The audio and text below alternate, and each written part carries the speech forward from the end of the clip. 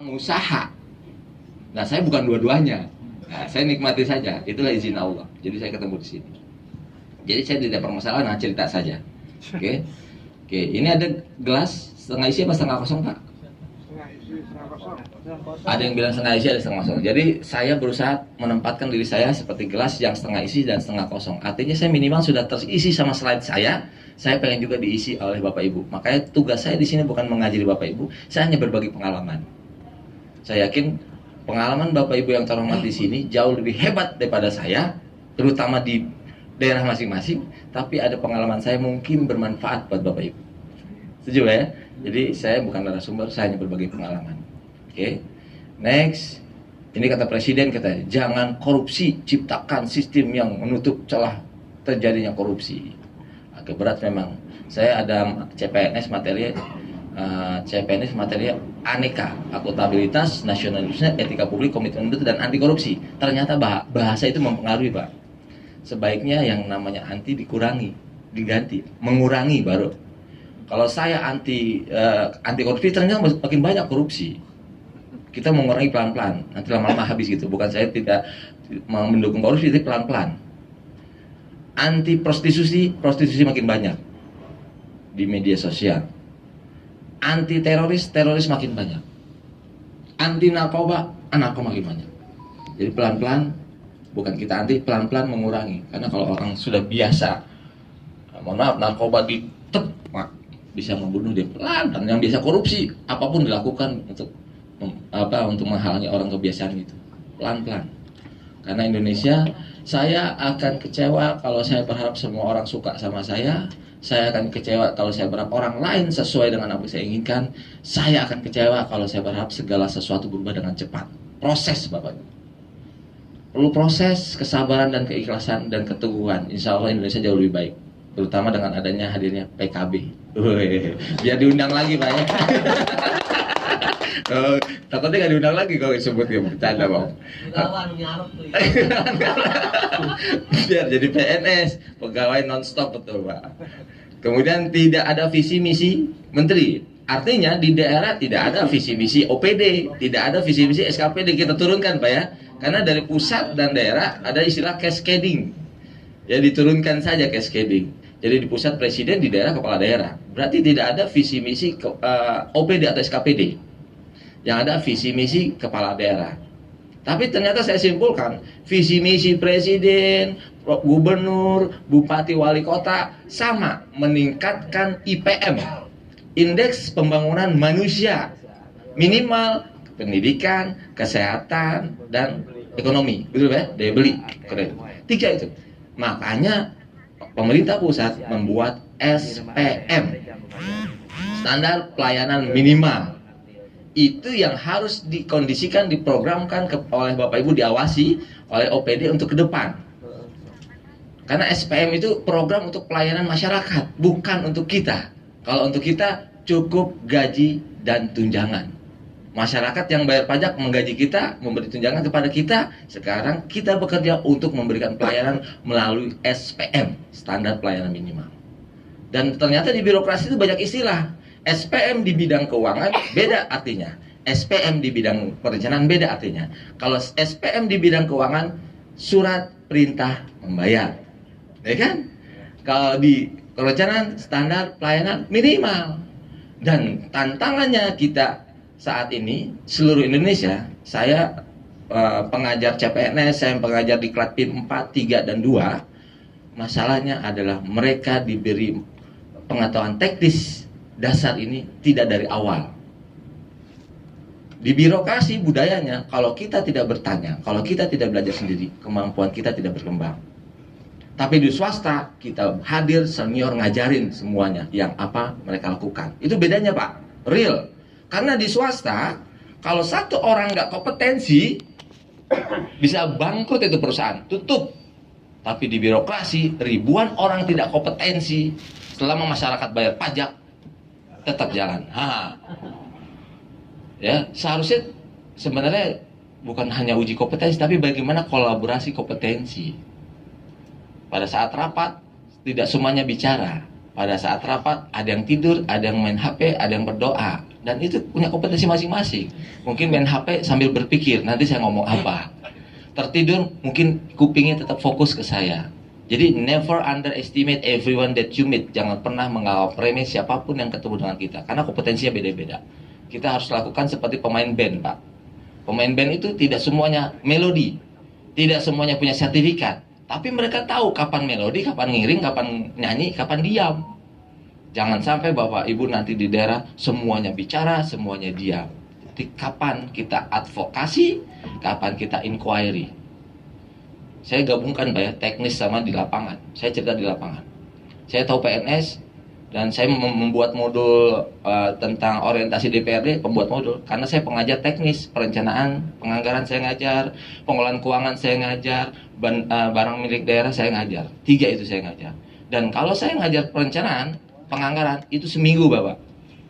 Saya ngajar pengelolaan keuangan itu seminggu. Pengelolaan keuangan ada 2, ada cash basis, ada accrual basis. Cash basis untuk bendahara, penerimaan dan pengeluaran. Kalau accrual basis untuk akuntansi. Dan masing-masing seminggu, artinya 2 minggu. Nah, saya hanya menyampaikan Bapak Ibu bagaimana strateginya sebagai pengawas. Betul ya? Jadi saya menempatkan diri sesuai tupoksi Bapak Ibu, membuat perda dan pengawas, ya kan? Dan satu lagi, budgeting. Nah, sedikit-sedikit saja, karena hanya sehari kan. Jadi seberapa minggu saya buat. Nah, ini slide-nya saya kasih semua Bapak. Tinggal Bapak Ibu harus sering ikro, baca peraturan yang berlaku. Maksud saya gitu. Kalau Bapak Ibu tidak membaca, mereka duluan yang membaca, nanti Bapak Ibu mengawasi nggak maksimal. Setiap tahun Kementerian Dalam Negeri mengeluarkan peraturan Menteri Dalam Negeri tentang pedoman penyusunan APBD. Ternyata tidak semua PNS tahu. Karena pada saat CPNS tidak diajarkan itu. Materinya nggak ada teknis itu. Itu tantangan kita. Jadi Bapak juga mengingatkan mereka. Jadi Bapak Ibu sebagai anggota Dewan yang terhormat, eksekutif sebagai partnernya, mitranya, saling mengingatkan, saling menguatkan.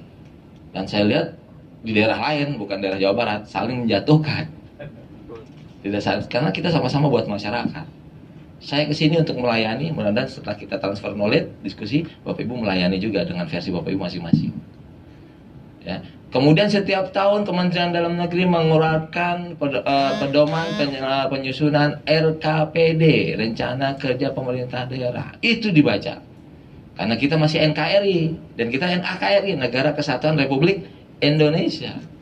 Jadi turun. RPJPD ada nasional, RPJM ada RPJP nasional, RPJM nasional. Turunan RPJPD daerah, RPJM daerah. Ada Rensra dan Renja. Ternyata masih banyak PNS yang tidak tahu istilah itu. Coba. Jangan nanya bagian perencanaannya, jangan nanya bagian keuangannya, pasti tahu. Jangan nanya Bapeda, jangan nanya BPKD, pasti tahu. Coba nanya staf. Iseng aja, sampling. Kamu tahu nggak bedanya RPJMD sama Rensra? Saya yakin ada masih banyak. Benar Pak? Itu masalah. Ini budaya yang harus kita pelan-pelan kikis pelan-pelan Pak. RPJMD 5 tahun untuk daerah. Rensra 5 tahun untuk SKPD. Dan mereka juga belum tentu tahu apa bedanya. Apa tugas TAPD? Apa itu bangga? Tahu. Karena itu senior di birokrasi belum tentu mengajarkan maksimal keseluruhannya. Saya jadi kasubag perencanaan dulu. Kalau saya nggak bertanya, belum tentu yang diajarin. Tapi pas saya bertanya, dia nggak bisa apa-apa. Beneran, ngeri Bapak. Di birokrasi ya. Bukan di daerah, pokoknya di birokrasi budaya itu. Terus ada serah terima jabatan, kan mutasi cepat ke kepala daerah kan. Pejabat baru yang ada hanya serah terima jabatan saja, tapi tidak cerita masalahnya. Tinggal kita yang pejabat baru nyari sendiri dari nol lagi akhirnya. Itu budaya mengerikan di Indonesia Pak, bukan di Jawa Barat, daerah lain. Takut nggak diundang lagi. Biar gak tegang Pak ya. Jadi begitu saya analisa, saya keliling Indonesia begitu Pak. Pada saat saya di Bapeda, alasan nggak dianggarkan. Padahal bukan masalah nggak dianggarkan, kita bisa out of the box, walaupun tidak dianggarkan, tapi hasilnya bisa. Pemeriksaan BPK itu wajar tanpa pengecualian. Selama wajar dan bisa meningkatkan pelayanan masyarakat lebih baik, menurut saya luar biasa. Tinggal administrasi saja diperbaiki. Betul nggak Pak? WTP, wajar tanpa pengecualian. Asal jangan fiktif tanpa pengecualian. Nah itu aja. Kan? Bukan benar tanpa pengecualian, tapi wajar. Ya, asal jangan rekening gundut, itu tidak wajar gitu kan.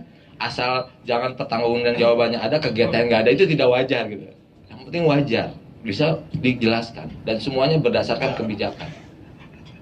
Kebijakan perencanaan beda, kebijakan keuangan beda, barang milik daerah beda, semuanya ada peraturan menterinya. Bapak Ibu diberi kewenangan untuk membuat turunannya, perda dan perkada. Namanya diskresi. Tidak semua peraturan pusat bisa mengcover masalah di daerah. Makanya diberi kewenangan untuk membuat diskresi, perda dan perkada. Ya, jadi Bapak Ibu di DKI misalnya, di DKI ada di Latsar, materinya nggak ada tentang barang dan jasa, tapi beliau di DKI mengupayakan mengalokasikan anggaran untuk ada materi tentang LKPP barang dan jasa. Di daerah lain nggak ada Pak, tapi karena masyarakat butuh itu diadakan sama beliau, tapi beliau tetap koordinasi sama pemerintah pusat karena provinsi kan, ternyata dibolehkan sama Kemendagri. Oke, yang penting kreativitas daerah untuk mengusulkan apa saja yang harus ditambahkan atau dikurangi sesuai dengan situasi kondisi.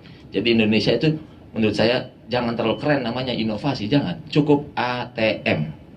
Amati, tiru, modifikasi sesuai tupoksi, situasi dan kondisi. Nah, benar kan ATM? Tinggal diimplementasi, jangan jangan ATM. Makanya saya ketawa kalau ada orang yang merasa pintar, karena mereka itu pasti sama saya ATM. Bikin skripsi ada daftar pustakanya, bikin tesis ada daftar pustakanya, bikin disertasi ada daftar pustakanya, profesor bikin buku ada daftar pustakanya, nggak ada yang baru Pak. Cuman paling penerbitnya yang baru, kan judulnya dirubah-rubah, babnya diacak-acak, isinya nggak jauh beda. Coba lihat Gramedia Bapak Ibu. Makanya saya bilang sama orang tua saya, udahlah lebih baik baca Al-Quran atau apa dah, agama sama Pak, itu bisnis semua. Tinggal Bapak Ibu dan saya berpikir bagaimana cara berpikir. Ada 3 yang saya dapat ilmu dari beberapa orang. Cara berpikir Pak, thinking in box, thinking out of the box, thinking other box thinking. Thinking in box artinya setiap Bapak Ibu melakukan sesuatu harus berpikir dulu. Dulu pernah melakukan apa, sedang melakukan apa sekarang. Baru kita berpikir, oh ini yang pernah dilakukan dan sedang dilakukan. Berarti saya tidak boleh sama, jangan repetition, tapi saya melanjutkan.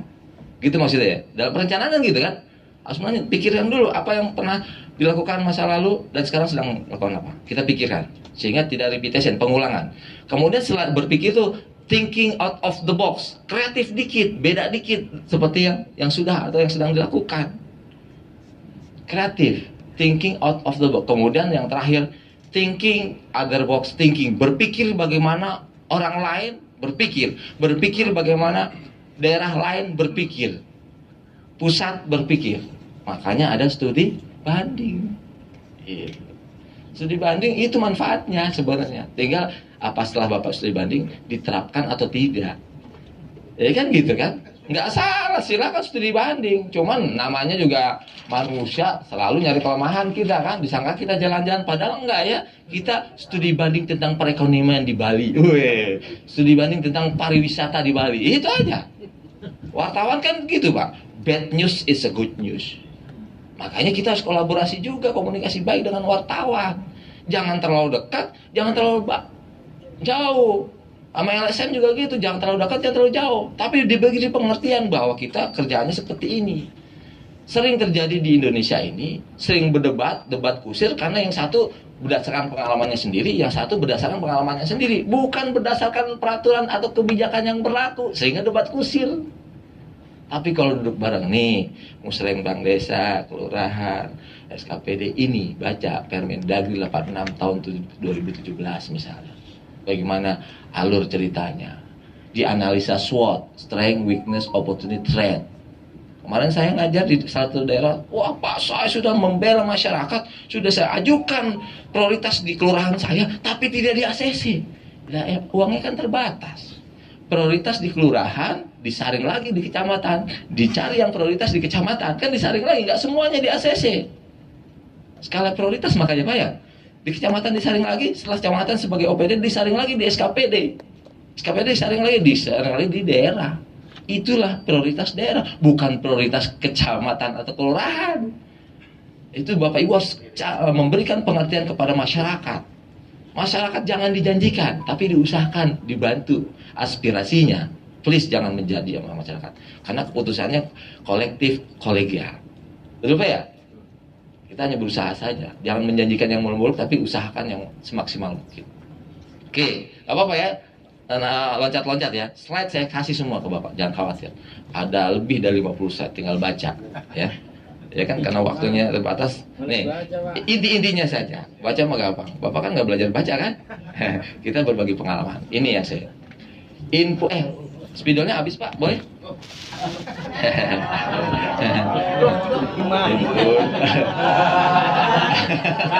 Gimana ini? Kemarin kan beli dua box itu. Oh ternyata mohon maaf Pak, bukan spidolnya habis, mata saya burem. Biar Mungkin Pak ya. Harus berdiri. outcome, benefit ya, dan impact ya. Ini Pak ya, ini urutannya nih. Tapi anehnya saya marah di Bappenas. Kita kok bangga dengan WTP. WTP itu hasil pemeriksaan BPK, tapi sampling tidak semua OPD. Betul Pak? Ya. Tapi jangan dibanggakan itu. Masyarakat nggak mengharap itu. Masyarakat mengharapkan pelayanannya lebih baik dengan adanya Bapak Ibu sebagai wakil beliau-beliau. Itu maksudnya. Kemudian saya kan penduduk Jawa Barat juga, Cileunyi. Jadi saya ngomong juga sebagai masyarakat. Masyarakat di Sumuhun Bapak. Sudah serius-serius. Jadi gitu. Jadi saya mewakili masyarakat ya, bahwa saya tahu prosesnya. Masyarakat tidak butuh, tidak membanggakan WTP. Masyarakat pengen kelihatan hasilnya, pelayanannya, semuanya semua lebih cepat daripada sebelumnya. Bukan berarti sebelumnya tidak cepat ya, lebih cepat daripada sebelumnya. Itu kalimatnya harus halus. Jadi kalimatnya harus positif terus. Seperti Pak Tito Karnavian, menteri saya yang baru, bukan apa cari muka, tapi bagus kalimat beliau pada saat pertama kali apel di Kemendagri. Saya ini melanjutkan apa yang sudah baik dilakukan oleh Pak Cahyokumolo. Oh gitu Pak, kalimatnya nggak pernah negatif. Subhanallah, terima kasih Pak Ustadz ya. Jadi meningkatkan sesuatu yang lebih baik. Jadi jangan ada kalimat, wah ini jelek sono, wah nggak benar, jangan. Mereka kurang maksimal. Kalimatnya. Istri saya ngomong, Mas uang kita sudah habis. Wah tersinggung saya. Dia nggak tahu ada kuncian di dompet saya kan. Sama gitu. Saya bilang jangan bilang sudah habis, Mas uang kita belum banyak banget. Itu lebih enak. Jadi kalimat itu harus berusaha positif ya. Oke, kalau WTP wajah tanpa pengecualian ya sampai output biasanya. Kadang sampai output saja sudah WTP. Contoh WTP, Bapak ada kegiatan di sini, ada absennya, ada boarding passnya, ada fotonya, evidennya, itu WTP. Clear, gitu, halal kan. Tapi kalau misalnya nanti Bapak pulang nggak transfer knowledge, tidak menerapkan apa yang kita diskusikan pada saat Bapak Ibu bekerja, itu nggak sampai outcome. Benar Pak ya? Hanya WTP saja Bang, nggak. Masyarakat nggak butuh itu. Makanya setelah nanti diskusikan, terapkan nanti sampai benefit. Benefitnya baru terasa nanti. Manfaat, makanya ada Renstra dan Renja. Kalau di swasta profit oriented, kalau di birokrasi benefit oriented. Kalau profit oriented, hitungan detik bisa dihitung rupiahnya Pak. Kalau benefit oriented tidak bisa dihitung. Ya, makanya mental model harus dirubah. Ya, dan impactnya adalah visi kepala daerah tercapai.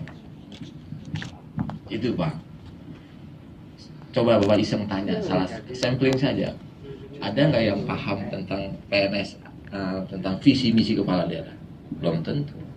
Budaya birokrasi kebanyakan zaman dulu, kalau belum diperintah dia nggak bergerak. Budaya ya dulu ya. Terus nggak ya pelan-pelan Pak, tapi jangan menyerah. Jadi di Indonesia perlu orang yang kuat, tough, sabar dan ikhlas. Tapi jangan berdoa supaya ya Allah jadikanlah saya orang yang kuat, jangan. Jangan berdoa ya Allah jadikan saya orang yang ikhlas, jangan. Nanti dicoba biar terbukti kuat dan ikhlasnya. Jadi ganti, ya Allah terima kasih dan minta lagi. Nah, kalimatnya diganti saya. Saya nggak doa supaya jadi orang kuat. Ya Allah terima kasih dan minta lagi lebih baik sesuai dengan kondisi saya. Kalau jadi orang kuat, terutama ibu-ibu nih, ya Allah jadikan saya orang yang kuat. Wah, karena suami saya galak atau sebaliknya. Suaminya bikin masalah mulu, terbukti nanti ibu kuat. Bapak apa coba? Logikanya kan simpel gitu Pak. Iya. Oke. Jadi ini yang diharapkan masyarakat, benefitnya terasa, ya. Walaupun pada saat proses pimpinan kepala daerah kita dicaci maki lewat media sosial. Jadi bantulah kepala daerah, jangan menjatuhkan beliau, bantu mengingatkan. Makanya di Undang-Undang 23, sanksi yang paling banyak diterima antara eksekutif legislatif, yang paling banyak di eksekutif Pak, ya. Undang-Undang 23. Legislatif paling cuma 3 atau 4 sanksinya. Tapi kepala daerah beberapa dan wakil kepala daerah beberapa. Bantulah beliau. Jangan niat untuk menjatuhkan atau impeachment. Ingatkan. Kadang-kadang penjahatnya bukan beliau sebetulnya, oknum di bawahnya. Sehingga terbitlah IKI bond. Benar nggak? Ya itu kan sebenarnya bukan beliau, oknum di bawah yang budaya lama gitu. Tapi tetap beliau punya visi. Ya kan? Itu saya bukan mau mengagung-agungkan beliau, tapi beliau tuh yang penting, ya itulah, Bapak Ibu diam, kepala daerah Ibu diam, bergerak pasti ada yang komentar negatif apapun yang Bapak Ibu lakukan. Kalau berenang ya. Jadi kalau ingat kalau berenang, Bapak Ibu bisa berjalan di atas air, ya kan itu orang hebat kan? Bapak Ibu bisa berjalan di atas air, pasti ada komentar, paling nggak bisa berenang. Itulah kehidupan. Jadi fokus pada visi. Visi tercapai. Seperti saya pemain bola. Kalau saya main bola, visi saya adalah menggolkan bola ke gawang lawan. Visinya harus itu. Caranya, kalau saya caranya terlalu lurus, lawan bisa sliding saya jatuh, luka, nggak main lagi. Artinya saya bukan ngajarin untuk tidak lurus, tapi zigzag, tapi fokus tercapai visi misi. Kapan saya umpan lambung, kapan saya umpan datar, kapan saya oper kanan mata kiri, kapan saya oper kiri mata kanan, kapan saya mundur sementara, kapan saya pura-pura jatuh, tapi akhirnya visi saya tercapai. Itulah kehidupan. Makanya jangan terlalu, paham Pak ya? Saya nggak ngajarin untuk belok ya. Kalau terlalu lurus nggak tercapai Pak. Untuk di duniawi ya. Di dunia saya ngomong tentang duniawi bukan akhirat ya. Kalau terlalu lurus nggak akan tercapai visi-visi kepala daerah. Makanya Bapak Ibu kan jadi anggota dewan terpilih karena caranya kan kapan ngomong ke atas, kapan ke masyarakat gitu kan. Itu strategi strategi. Ya. Nah kemudian ada istilah, oke ini visi. Visinya satu, misi lebih dari satu, betul Pak ya? Pasti di semua daerah. Masing-masing OPD dan Bapak Ibu tahu tupoksinya. Ya, ini untuk sinkronisasi perencanaan dan penganggaran ya. Kalau kita nggak punya visi, bingung mau rencanain apa. Kalau saya orang Bandung, saya bilang sama keluarga saya mau ke Jakarta, pasti nyambung. Anak saya ngomong, ada yang bilang Pak lewat Cipularang aja biar cepet. Ada yang ngomong Pak lewat Purwakarta biar ada sate Marangi. Ada yang ngomong Pak lewat Cianjur saja biar ada bubur Cianjur, betul kan? Tapi saya sebagai pimpinan, saya bilang kita lewat Sukabumi. Tapi tujuannya sama kayak Jakarta. Karena tanggung jawab tertinggi ya saya gitu. Tugas OPD ternyata istri saya dan anak-anak ngasih masukan saja. Karena saya penanggung jawab tertinggi, saya yang menentukan. Bukan berarti masukan Bapak Ibu tidak bermanfaat. Tapi ada motif-motif tersendiri supaya mungkin sekalian saya silaturahmi sama orang Sukabumi. Gitu Pak. Beliau yang punya tanggung jawab. Jadi masalahnya ada OPD di salah satu daerah bosen ngasih masukan, tapi dicoret terus sama TAPD. Ribut mereka. Terus saya tanya, loh kok Bapak marah? Ya saya bosen Pak, nggak di ACC.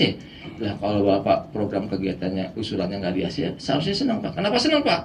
Senang. Pekerjaan Bapak nggak banyak, gaji dan tunjangan tetap ada. Apa yang salah? Malah beruntung Pak kalau nggak di ACC. Orientasi saya begitu. Jadi dicoret itu bukan karena dendam pribadi, karena mungkin tidak ada benang merahnya dengan visi misi kepala daerah Bapak. Itu positive thinkingnya. Makanya nanti Bapak Ibu di komisi masing-masing, di bidang masing-masing, terutama komisi yang bidangnya tentang berhubungan dengan SPM, standar pelayanan minimal, Bapak Ibu baca untuk tahun depan ya. Tahun sekarang sudah kan? PDAPP itu sudah kan? Tahun depan Bapak Ibu baca tentang SPM sesuai kementerian teknis masing-masing. Kementerian Pendidikan, Kesehatan, PUPR, permukiman dan ya permukiman, kemudian keamanan, Linmas Tantibum ya, Tantibum, Kementerian Kemendagri ada, Kementerian Sosial ada 6. Itu dibaca dulu, sehingga nanti Bapak Ibu tinggal bertanya, apa yang kamu programkan, hubungannya apa dengan SPM. Itu saja, cukup Bapak Ibu. Jadi yang Bapak Ibu tanya, ada unsur 5W, 1H. What, where, when, why, who, atau how, atau how, atau whom. Siapa? Jelas. Siapa yang melaksanakan, manfaatnya apa. Semua yang OPD usulkan harus secara langsung atau tidak langsung bisa meningkatkan PAD, pendapatan asli daerah. Kalau PAD asli daerah meningkat, pasti dewan juga meningkat, karena penghasilan Bapak Ibu tergantung KKD, kemampuan keuangan daerah, betul kan? Ada yang rendah, sedang, dan tinggi. Mudah-mudahan tinggi, nggak apa-apa. PAD tinggi, pasti dewan juga tinggi.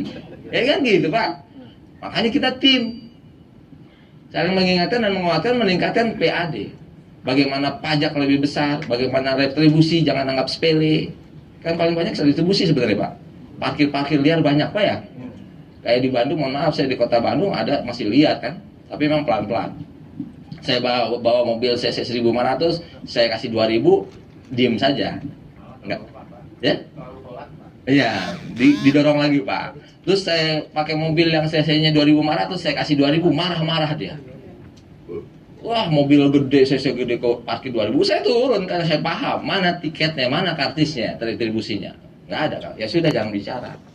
Saya ngomong gitu. Orang bilang saya pelit, nggak apa-apa. Tapi itu sebenarnya buat masyarakat, bukan individu Pak.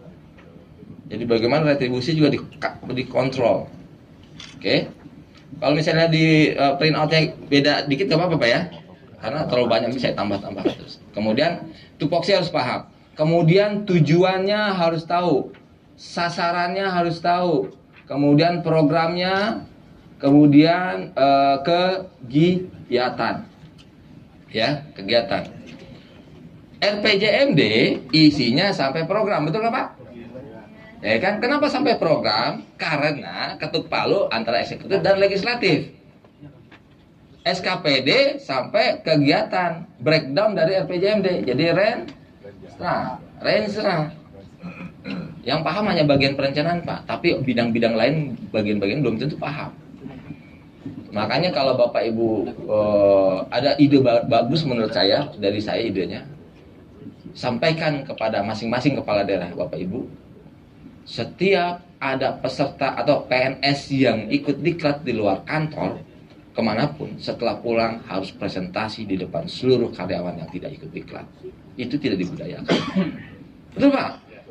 Sehingga banyak sekali, dulu saya lihat habis diklat, bangga Pak, lapor Pak, ini sertifikatnya. Saya sudah hadir, siap melaksanakan tugas perintah Bapak. Itu doang. Seminggu kemudian itu ilmunya hilang Pak. Itu yang tidak ada. Kita harus pakai, ini ingatkan kepala daerah masing-masing, ada surat edaran atau surat keputusan kepala daerah, siapapun yang ikut diklat di luar kantor harus pulangnya presentasi semua materi yang didapat di tempat itu. Sehingga minimal yang tidak ikut diklat tahu kebijakan yang baru, tahu slide-nya. Kalau bikin ada kebijakan yang tidak membebani peserta diklat, yang penting jangan ada pertanyaan, sidang presentasi saja. Itu ada kebijakannya kan, kadang-kadang takut presentasi, akhirnya nanti nggak ada yang mau ikut diklat. Jadi kan harus presentasi, syaratnya jangan ada pertanyaan. Tapi presentasi, ini sepele Pak. Banyak sekali orang anggap sepele hal kecil, anggap kecil hal sepele. Contohnya, masih banyak orang lupa bahwa gaya pembelajaran orang beda-beda. Ada orang yang paham dengan kekuatan mendengar, ada orang yang paham dengan kekuatan menulis, ada orang yang paham dengan kekuatan melihat. Tapi makanya harus presentasi semuanya. Dipresentasikan sehingga yang auditori bagus dapatnya, visual dapat juga, kinestetik dapat juga. Jangan hanya ini baca. Belum tentu semuanya baca. Makanya ada anak putra-putri Bapak Ibu yang terhormat di rumah, jarang belajar di rumah, ranking. Ya kan? Karena mungkin dia di sekolah mendengar saja, sudah kuat dia ingatannya. Jangan paksa belajar. Bapak Ibu cukup mendoakan. Itu spiritual. Jadi harus gabungin. Jadi lebih bagus lagi dibudayakan, setiap ada perda atau perkada yang baru, seluruh OPD harus meluangkan waktu presentasikan dalam PowerPoint isi substansi perda dan perkada itu. Harus ada jadwalnya. Makanya semuanya ada 5W1H itu. Di swasta jelas SOP-nya Pak. Di birokrasi SOP-nya berdasarkan kebiasaan. Benar ya Pak? Iya, di swasta satu orang satu komputer, ya, satu orang satu komputer, satu orang punya username dan password untuk login, betul Pak ya? Tapi di birokrasi satu komputer beberapa orang, kadang-kadang beberapa orang tahu passwordnya, coba. Makanya pada saat pemeriksaan mau tuduh-tuduh. Tapi di swasta di pemeriksaan jelas ada tanggal berapa, di mana, siapa yang login. Kelihatan di birokrasi enggak. Itulah pelan-pelan Pak Indonesia. Setuju ya? Saya cerita sebagai masyarakat nih. Nangis saya sebenarnya ceritanya nangis. Itu kenyataan di lapangan. Bukan di daerah Jawa Barat ya, di daerah lain. Enggak tahu. Bahaya terkesinggung. Jadi nih, nah ini ya, LPJ nanti dan serah. Nih, banyak sekali OPD yang memaksakan mereka mengusulkan program kegiatan yang beririsan sama semua misi-misi kepala daerah. Padahal cari aja satu misi kepala daerah yang berhubungan tupoksi masing-masing, nanti kegiatan pasti lebih banyak, dapat banyak, lebih dari 3 atau 5. Contoh, visinya makanya satu kan? Visi satu, misi bisa lebih dari satu. Misi satu, tujuan sudah pasti, tupoksi masing-masing ya. Misi satu, tujuan bisa lebih dari satu. Tujuan satu, program sasaran bisa lebih dari satu. Sasaran satu, program bisa lebih dari satu. Program satu, kegiatan lebih satu. Artinya kita cari salah satu misi kepala daerah yang berhubungan tupoksi, kita akan menciptakan program lebih dari satu dan kegiatan juga lebih dari satu. Dicari yang prioritas. Yang parahnya di daerah lain masih banyak yang berpikir yang prioritas itu yang anggarannya besar. Bahaya Pak. Wah ini dulu nih yang prioritas, kita habiskan bareng-bareng. Itu please, yang prioritas itu tidak selalu yang anggarannya besar, tapi yang benar-benar tidak bisa kita boleh menentukan prioritas dengan feeling dan insting, tapi dengan scoring. Contoh, ini teknis Pak ya. Juga BIMTEK kan? Ya, BIMTEK kan teknis Pak ya. Spidolnya ada? Oke Pak. Mohon maaf Pak, saya cuekin Pak. Jadi ya. Oh, kesini. Oke, punten. Oh, saya kenal lampu. PNS. Oh, saya juga PNS, pegawai negeri swasta.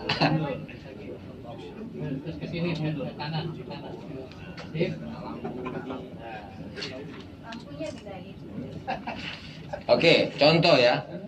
Misalnya contoh simpel saja ya. Jadi jangan sampai OPD atau Bapak Ibu di daerah masing-masing yang uangnya lebih banyak itu lebih prioritas. Jangan. Kasihan masyarakat. Ya, contoh simpel, ada program A, ada program B ya. Misalnya di sini 3 miliar, misalnya. Ini misalnya 1 miliar. Orang biasanya langsung gampang, oh ini aja kita prioritaskan. Kadang-kadang gitu. Idealnya yang harus dilakukan di scoring skalanya, makanya skala prioritas kan skalanya 1 sampai 5. Tinggal Bapak Ibu terjemahkan. 1 ini sangat sedikit, 2 sedikit, 3 sedang, 4 banyak, 5 banyak sekali gitu, sangat banyak. Itu diartikan nih, dideskripsikan indikatornya ya.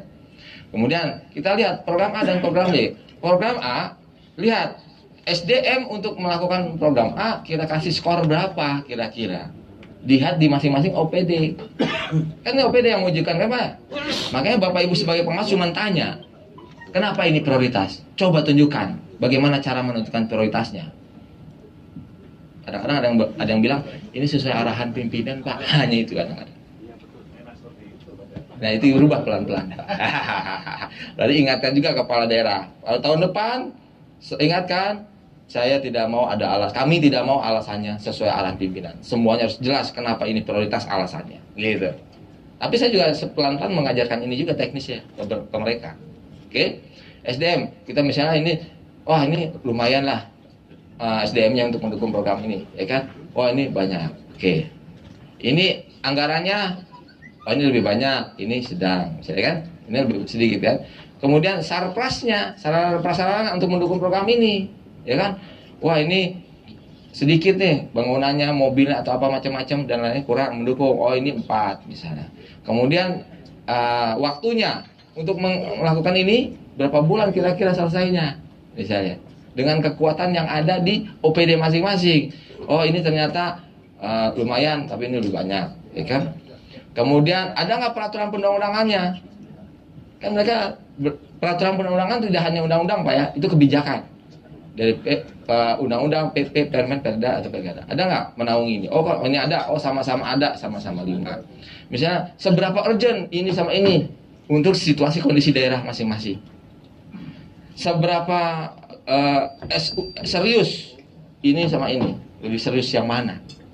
Perkembangannya gimana, growth-nya, di scoring misalnya, ya kan?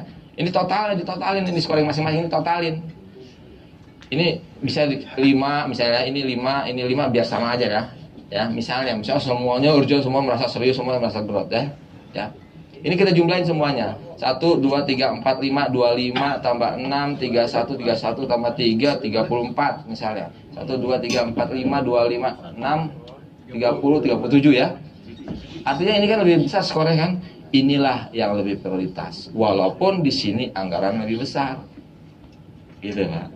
Tapi kalau sudah di scoring begini ini tetap prioritas ya nggak apa-apa, silakan. Tapi sudah dirinci kekuatan untuk melakukan itu yang jarang dilakukan Bapak. Saya nangis loh.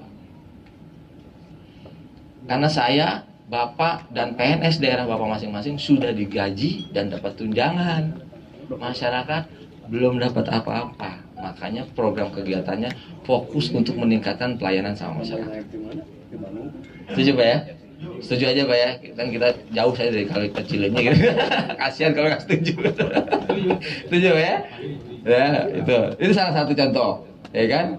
Atau dengan cara di Permendagri 86 kan ada misalnya ada apa kekuatannya, kelemahannya, kendalanya kan itu sebenarnya analisa SWOT. Kekuatannya apa, strength, ya, kelemahannya apa, opportunity-nya apa, ancamannya apa. Nah, itu dilihat Pak. Yang namanya kekuatan dan kelemahan itu dari internal SKPD atau internal daerah, terserah kita ngomongin SKPD apa daerah. Opportunity dan threat ini bisa eksternal, ya, eksternal opportunity peluang dan ancaman, hambatan, ya kan? Ya. Nah ini dianalisa sehingga tidak sembarangan. Contoh, kekuatan daerah kita adalah SDM-nya mencukupi. Kelemahannya masih banyak SDM yang masih banyak kualitas IT-nya kurang SDM-nya. Makanya ada rencana pembangunan jangka menengah nasional meningkatkan SDM, ya kan? Sumber daya manusia kan, Pak? Ditingkatkan. Opportunity-nya, peluangnya mungkin ada dana hibah dari Diknas atau apa, ada ya, dari SPM itu. Kemudian ancamannya apa? Ancamannya ada orang luar datang ke daerah kita, tapi kita tidak bisa komunikasi sama mereka. Berarti kita harus belajar bahasa mereka yang datang ke sini. Maksud saya tahu kan? Ada orang luar datang ke daerah kita dan dia tidak bisa bahasa Indonesia.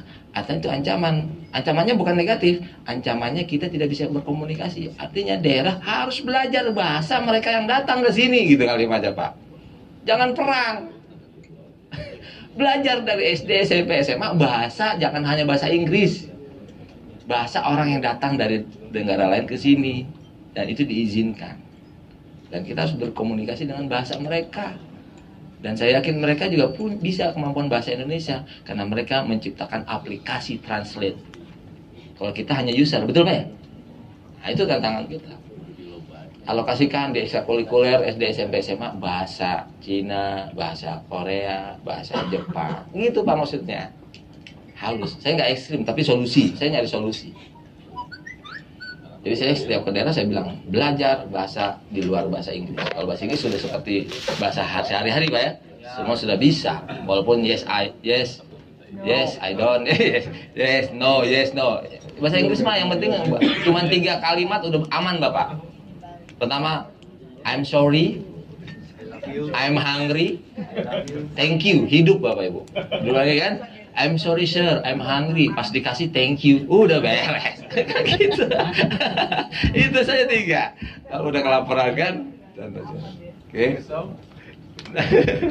Kemudian ada kerja cepat, kerja keras, kerja produktif. Kata Pak Irawan, jangan lupa berdoa. Tambahin sedikit. Kan saya bilang kita ATM, amati, tiru, dan modifikasi situasi yang di sini. Jangan lupa spiritual. Karena saya yakin Indonesia akan lebih cepat perubahannya dengan kita masing-masing menguatkan kekuatan spiritual. Ya, IQ boleh, EQ boleh, tapi IQ kalah sama spiritual, Pak. SQ, spiritual. Saya mulut bicara tidak pakai baterai, tidak pakai aki. Allah yang menggerakkan saya. Saya sama Bapak Ibu bertemu di sini izin Allah. Udah. Jadi apapun yang terjadi dengan Bapak Ibu dan saya, ada 3 kemungkinan kesimpulan yang saya simpulkan.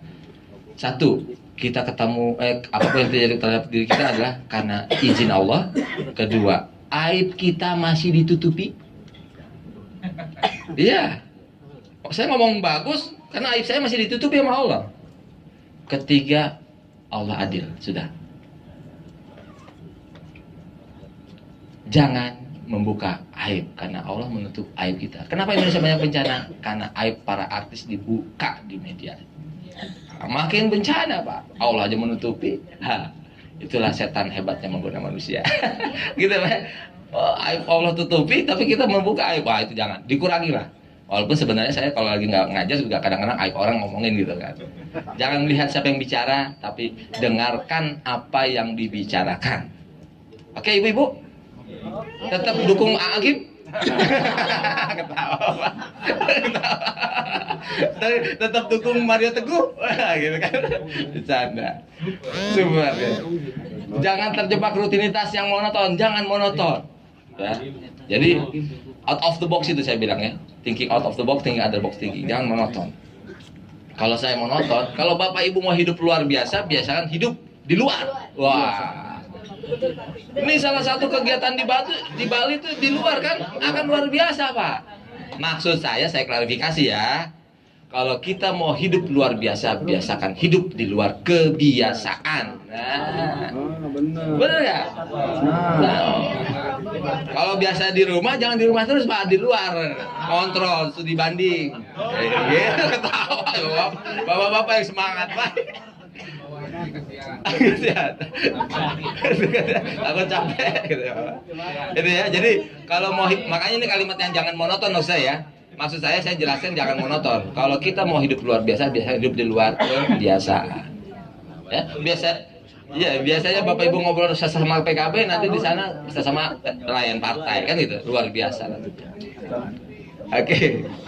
Kerja berorientasi pada hasil nyata. Tugas kita tidak hanya menjamin sen tapi deliver. Jangan hanya sen tapi deliver. Makanya sampai benefit ya. Selalu cek masalah di lapangan dan tentukan solusi. Cari solusi. Ada kalimat bagus saya dari Australia. Saya dengar dari Profesor Brenda namanya. 3 kalimat yang harus kita budayakan perlahan-lahan. 1. Bapak Ibu semuanya harus saling trust. Saling percaya bahwa orang lain sama-sama positive thinking sama kita. Iya, sama baik. Pimpinan mampu, bawahan juga mampu. Saling percaya. Kalau distrust nggak maksimal hasilnya. 2, no blame others. Jangan pernah menyalahkan siapapun, bahkan apapun. HP saya hilang, jangan nyalahin maling. Saya yang salah, Pak. Mungkin saya beli HP dengan cara tanda tangan fiktif. Ini pengalaman saya, Pak. Di Jawa Barat nggak ada. Iya. Atau mungkin saya sering dapat banyak tapi kurang bersedekah. Akhirnya sama Allah dipaksa. Walaupun namanya bukan sedekah. Jadi salahnya saya. Habis gitu no blame others ya, tapi looking for solution ya. No blame others tapi looking for solution. Terus no blame culture. Jangan menyalahkan budaya. Tapi change our mindset, rubah cara berpikir kita, dan change our culture set, rubah budaya kita. Budaya saya dulu mungkin menunggu sebagai PNS, nunggu senior yang ngajarin saya. Tapi saya rubah, saya mencari informasi sendiri dengan menggunakan JDIH Kemendagri, JDIH Kemenq, JDIH Provinsi Jawa Barat, ya kan? Jaringan Informasi Dokumen Hukum. JDIH, Jaringan Dokumen Informasi Hukum. JDIH. Tinggal nyari di situ saja, baca kebijakannya, Bapak Ibu lebih dulu tahu. Jangan menunggu. Kayak ibu atau SMA ya, kalau menunggu ditembak, wah kelamaan nggak jelas. Tanya, lo mau nembak apa nggak? Antrian banyak nih, gitu kan? Ya kan? Nunggu di halte, nunggu saja, nggak komunikasi sama ojol. Udah sampai mana Kang? Nggak jelas nunggunya. Makanya jemput, Kang sudah sampai mana jemputan? Ya kan gitu Pak. Kalimatnya kondisikan di lapangan seperti itu. Jangan menunggu. No blame culture. Look, change our mindset and change our culture. Rubah budaya. Iya. Kemudian semua harus serius dalam bekerja. Saya pastikan yang tidak bersungguh-sungguh, tidak serius, bisa saya copot di tengah jalan, kecuali saudara saya. Kalau saya Pak, saya kan tetap ya. Ini realitas di lapangan Pak. Di luar negeri objektivitasnya lebih tinggi daripada subjektivitasnya. Di Indonesia subjektivitasnya lebih tinggi daripada objektivitas. Betul Pak ya? Betul. Itulah Indonesia. Makanya saya tidak berharap pimpinan saya objektif. Saya terima saja apa yang dilakukan pimpinan. Saya tidak berharap orang lain adil. Saya hanya ini yang saya lakukan karena Allah adil, bukan manusia yang adil. Setuju Pak ya? Ya itu. Next, ini ntar saya jelaskan. Ini satu slide tapi penting. Bapak Ibu harus tahu visi misi kepala daerah termasuk OPD. Kalau nggak tahu visinya, bingung arahnya kemana. Dan ide-idenya nggak nyambung nanti. Karena kayak tadi saya nggak bilang sama keluarga saya dari Bandung mau ke Jakarta, nggak bilang Pak. Pasti ngomongnya nggak nyambung. Kalau nyambung juga kebetulan, betul ya? Tapi kalau saya ngomong visinya kemana, nggak bingung. Ada ide-ide yang searah ke sana. Skill itu ada dua Bapak Ibu. Ada hard skill, ada soft skill. Nggak saya copy Pak ya, nanti soft copy-nya saya kasih. Oke. Ada hard skill, ada soft skill. Hard skillnya Bapak Ibu paham peraturan perundang-undangan. Misalnya, soft skillnya Bapak Ibu paham bagaimana mengkomunikasikannya. Itu ada ilmu, ada seni. Kita punya ilmu, nggak punya seni, ilmu nggak tersampaikan. Kita punya seni, nggak punya ilmu, bagaimana menyampaikannya? Kan ribet kan? Makanya harus seimbang. Ada hitam, ada putih, ada cewek, ada cowok. Jangan cewek sama cewek, cowok sama cowok, nggak seimbang. Kan gitu kan? Simpelnya begitu. Emang kita cowok apaan? Sambil begini Pak. Emang kita cowok apaan? Gitu. Jadi seimbang Pak ya. Kemudian ada insentif. Ingat, insentif ini langsung saya terangkan. Insentif itu tidak selalu uang, tapi peluang. Salah satu insentif dari pimpinan DPW ini peluang. Peluang silaturahmi, peluang dapat ilmu, peluang untuk benchmarking daerah baru. Itu peluang, tidak selalu uang. Makanya saya yakin Bapak Ibu mungkin ke sini hotel dikondisikan sama organisasi kan, betul kan? Udah itu namanya insentif. Saya kalau ngajar staf juga betul. Insentif tidak selalu uang, tapi peluang. Kamu diikat tuh peluang, ambil peluang, nanti lama-lama jadi uang. Itu Pak. Saya tinggal bagaimana pesertanya, siapa peserta, saya cara bicaranya beda tapi maksudnya sama. Dapat sensitif ya. Bapak apalagi anggota dewan paling enak, tunjangannya lengkap banyak. Tapi memang harus berbagi-bagi ya. Ternyata memang Bapak Ibu yang terhormat, hidup itu bukan untuk mencari tapi berbagi. Kalau Bapak Ibu budayakan berbagi, sesuatu akan dihampiri. Berbagi itu Pak. Dijolimi kita bagi kebaikan. Masih habis. Akhirnya makan sehari 3 kali juga ya Pak ya. Insentif ya. Kalau nggak ada insentif, perlawanan. Coba Bapak Ibu, kalau DPW nggak ada kegiatan di kelas ini, wow, kapan kita nih di kelas ya? Anggarannya ada, sekarang ada kan gitu kan? Itulah insentif salah satu bentuk ya. Kemudian resources, sumber daya. Sumber daya itu ada wifi, sumber daya manusia, anggaran. Sumber daya harus ada. Kalau nggak ada, frustasi biasanya. Terakhir action plan. Apa yang nanti kita diskusikan dan tadi kita diskusikan di action plan diterapkan sehingga nanti tidak jalan di tempat. Kalau semuanya dilakukan